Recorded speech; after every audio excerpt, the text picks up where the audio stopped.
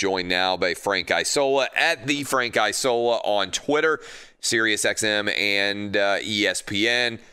Frank, stat that blows my mind, and I'm going to probably hammer it all day today because I saw it and I was like, my God, this is crazy. I don't know if you saw it or not. Most important thing in the NFL, they invest hundreds of millions, if not billions of dollars in trying to figure out who the best quarterbacks are in the game of football. From 2009 to 2016, our most brilliant minds of football excellence in the NFL drafted 22 quarterbacks in the first round. None of them are still on the team that drafted them from 2009 to 2016. That is a mind-bogglingly unbelievable stat to me about how basically it's almost impossible to figure out whether a quarterback's going to work or not. Yeah, I think it's that. I also think there is so much pressure now on these general managers and head coaches to turn things around pretty quickly in the NFL. Because in the NFL, there really are 3, 4, 5-year rebuilding projects. They think if you make some pretty good moves and you get the right quarterback, maybe you could turn around in one season and be a playoff team. I think that has a lot to do with it as well, that, teams aren't really going to be patient anymore with a quarterback. I mean, the Eagles could have chalked up this season of Carson Wentz. All right, a lot of things seem to go wrong for us, but he's still our guy. But clearly they determined a while ago that he wasn't part of their future. And it's amazing to think where he was with those 10 games that he had when people thought of him as the MVP candidate. He looked like he was going to be their franchise quarterback. And here he is today, replacing Phillip Rivers in Indianapolis. But it also makes some sense, obviously, because the most success that he had in Philadelphia, Frank Reich was his offensive coordinator. Now he's the guy with the with the Indianapolis Colts. Which side of this trade would you rather have? That's the poll question I just put up. You guys can go vote in it at Clay Travis on Twitter. Would you rather be the Eagles getting Carson Wentz off your books and you get the draft picks, or would you rather be the Colts getting Carson Wentz? Like, which side would you buy stock in today as we look forward for still months, obviously, until the actual NFL games return? Which side would you buy stock in? Yeah, that's a good question. I mean, my thing about the Eagles, do they have a quarterback right now? Do we know if Jalen Hurts is going to be the guy? Are they going to draft somebody? I think the fact that Carson Wentz has had success with Frank Reich certainly helps. But I tell you what, when you watch Carson Wentz play, he's way too reckless. I mean, Mahomes is the one guy that can kind of get away with it, where he's throwing the ball as he's being tackled, and for the most part, he kind of has a sense of where it's going. You watch Carson Wentz, he'll get spun around by defenders. He'll just throw the ball up in the air. Yeah. I mean, he makes some of the most reckless throws. He obviously needs to be reined in a little bit. That whole situation in Philadelphia was clearly going in the wrong direction. There was a lot of animosity on that team, and plus the way they ended their season, where in theory they kind of tanked. That was a mess there. Just because I would just say the Colts, I'd buy stock in them just because I know that Frank Reich and Carson Wentz have had a modicum of success together. How excited are you for Major League Baseball to come back? We're talking to John Morosi in the next hour, who's our Major League Baseball insider, and I usually don't care at all, but I know it's like the whole country's in the grips of a winter freeze, and so it's always good, I think, for people who are ready for spring and summer, for pitchers and catchers to report.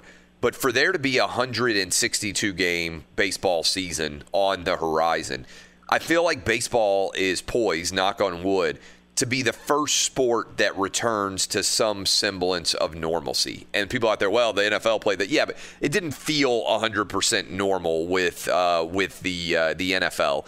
And with NHL and with the NBA, yes, they're playing, but they're playing shortened seasons.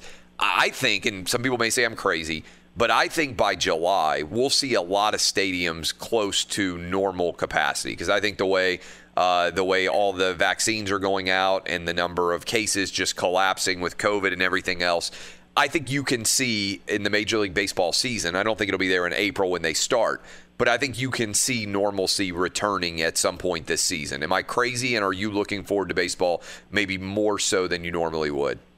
Yeah, and that's the one thing. I always say that baseball is like a soap opera. If you don't watch, your team for about a week or 2 weeks, it only takes you 2 games to kind of get caught up in what's going on, because they're always playing all the time. And last year, if you remember, when everything got shut down, they had done a month of spring training already. That's right. They were really gearing up to begin opening day, and give the Dodgers credit. They won the whole thing, but that was a bizarre season. Out of all the sports, even the NBA, what they were able to pull off in the NHL.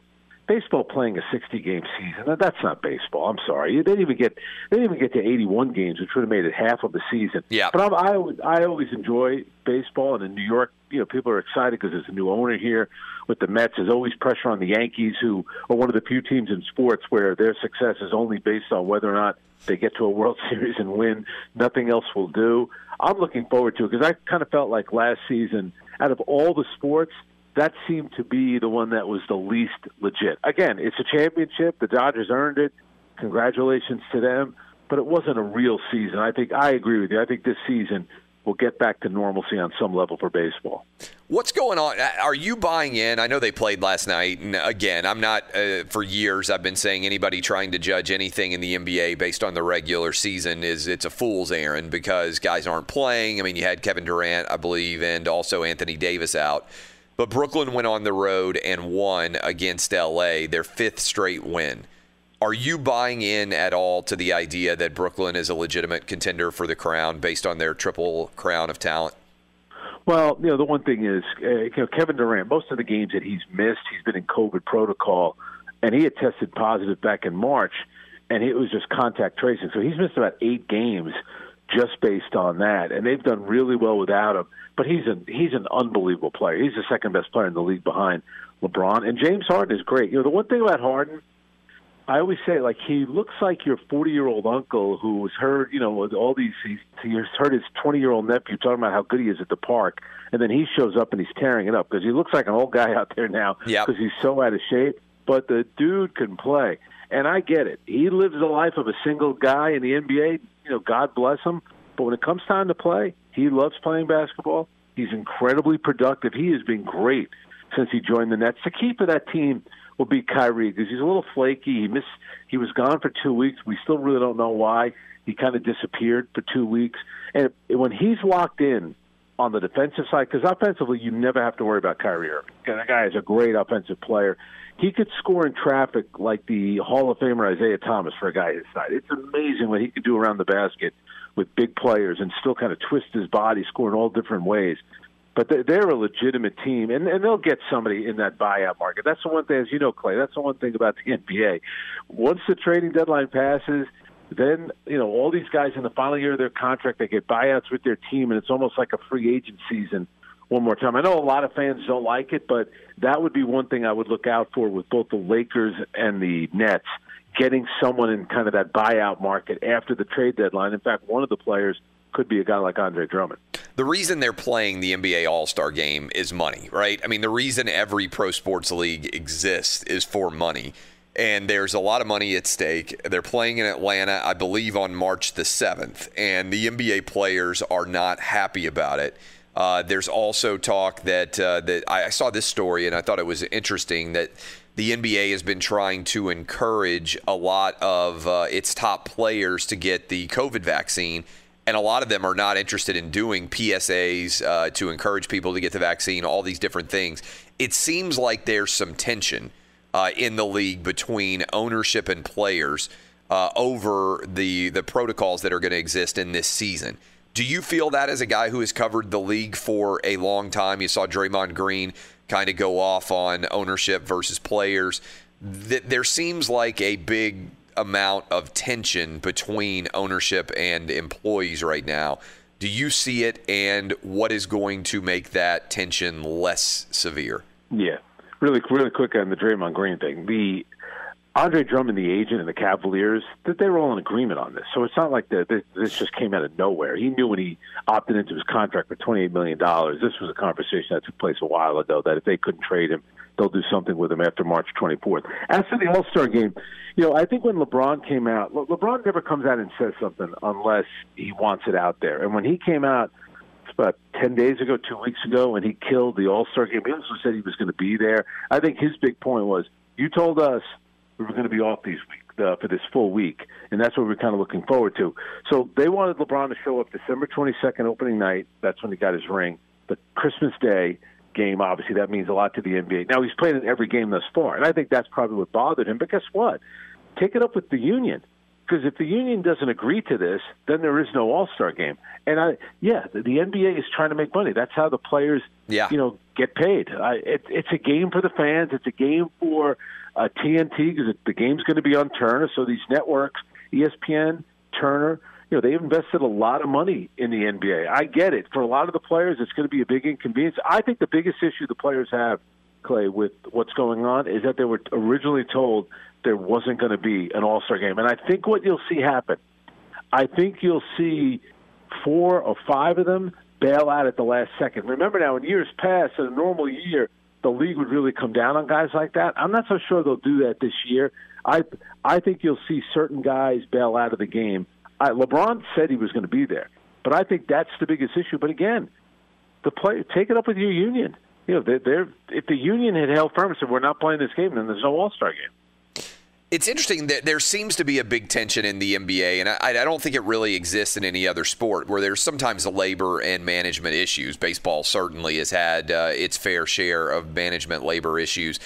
But one of the big tensions, and I didn't spend a lot of time talking about Draymond Green, but really when you boil down everything that he said, the distinction is on one side you're an employee, on the other side you're an owner, and there's still a big difference. And guys don't seem to really understand that. It's like, yeah, you're going to be told to do things that you may not like because you're an employee, and that's what almost every employee in every business in America does. Like, there are things, no matter how much you love your job, that you may be required to do as an employee that you, if you were the owner, would sit back and say, hey, I don't know that I'm going to do that. It doesn't make as much sense. But that's the distinction, right? Even the most successful player in any pro sports league is ultimately an employee. They're a highly compensated one, but that's what the job is. They're not the owner.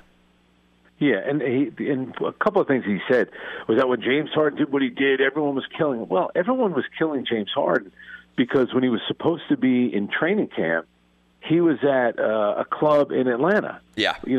Not wearing a mask, the whole thing. And then he had to show up and had to be in COVID protocol. That was one of the main reasons why everyone was getting on James Harden. And also, guaranteed contracts have a lot to do with it. So the Cleveland Cavaliers, Kobe Altman's the general manager. Jet Schwartz is Andre Drummond's agent. He's been doing it for a million years as a smart guy. Then you have Drummond making $28 million. If you only had 1-year contracts in the NBA, Andre Drummond would not be making $28 million this year. He opted into the contract, which is completely his right. But the minute he did that, I'm sure he knew that he wouldn't finish his career or even the season in Cleveland. So the Cavaliers at some point went to Andre Drummond and his agent Jeff Schwartz and said, this is what we're going to do. We'll try to trade you. If a trade doesn't work out, we'll buy you out. But Jared Allen, who we acquired from the Nets, is better than you, and he's our future. So we don't want you to get hurt. We don't want to embarrass you by sticking you at the end of the bench. So we're going to tell everyone what our plan is. And I'm sure Andre Drummond is okay with it. Would Draymond Green rather have Kobe Altman come out and say, listen, Andre Drummond's not worth $28 million. He's not better than Jared Allen. Clearly nobody in the league wants him, so we're not going to play him. Would you rather have him do that and stick the guy at the end of the bench and then he never plays? It's an awkward situation, but the Cavaliers have to look out for their best interest. And here's the other thing. Andre Drummond's going to get his money, and he's probably going to end up in a better situation. I don't know how Andre Drummond is a victim in this whole thing. I don't understand really what Draymond Green is trying to say. When players want out, like James Harden, they did everything for him in Houston. The entire organization was built around him. What players he wanted, he could do whatever. He signed an extension. Then he just wakes up one day and says, I don't want to be here anymore. It's a little bit different. Let's go back to the NFL for a moment, New York, where you live. What are the Jets going to do? We've got all this different drama at the quarterback position. To me, one of the teams that is the most integral now to how the rest of this drama is going to shake out, Jets have the number 2 overall pick. We know, or at least presume to know, that Trevor Lawrence is headed to the Jags, which means everybody else out there in what is reported to be a quarterback-laden draft, everybody else out there is available to the Jets, but they still have Sam Darnold. There's rumors that Deshaun Watson would be interested in going to New York. How does this shake out for the Jets? What's the future there? And the Jets have actually been pretty quiet. To me, this kind of goes back to the Carson Wentz situation. How patient are the Jets willing to be with Sam Darnold? He's had a bunch of different coaches. The talent around him isn't that great. He's dealt with a lot of injuries. Now, does that necessarily mean it's going to get better for him?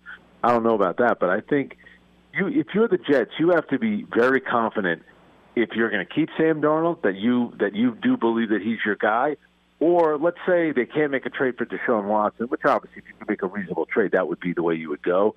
But the guy from BYU, Zach Wilson, do you believe that he's the guy? And do you have enough intel on him? Because let's face it, if you draft him, you could get a situation like Justin Herbert, who had a terrific rookie season, or you could be back at square one again with Sam Darnold as a rookie, and now you're looking 2, 3, 4 years down the road, hoping that he develops. And then by that time, who's to say you don't change general managers, you don't change coaches, and the first thing that they want to do is bring in a new quarterback. So it's so different now in the NFL, where the old expression "let the cake bake." They don't necessarily do that anymore with quarterbacks. I get the feeling that Sam Darnold is going to remain on the team, though. Outstanding stuff as always, Frank Isola. Have a good weekend, my man. We'll talk to you next week. Thanks, Clay.